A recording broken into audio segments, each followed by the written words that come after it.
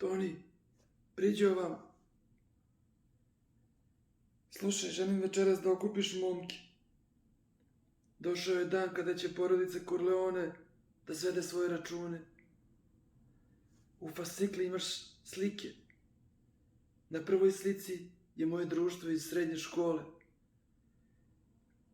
Želim da svi oni nestanu, Toni, kapiš? Na drugoj slici je moje društvo iz osnovne škole. Za njih također želim da nestanu, Toni. Na trećoj slici je moje društvo iz vrtića. Za njih samo želim da nestanu, Toni.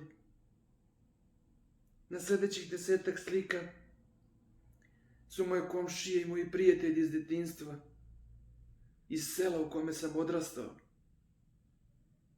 Želim da cijelo selo nestane, Toni. Nije tvoje da pitaš zašto, a ja ću ti svakako reći jer inako nećeš razumeti, kapiš? Postoji period mog života kada ja nisam bio strah i trepet kao sada, Toni. Bio sam drugačiji, bio sam dete. Ti ljudi me znaju iz tog perioda i kad pričaju sa mnom, ja ne vidim strahopoštovanje u njihovim očima, Toni. Oni znaju moju istoriju i zato svi zaslužuju da umru. Kada završiš sa svima njima, pošto si jedini svedok, želim da izvršiš samoubistvo, da te ja ne bi jurio, Toni. Kapiš?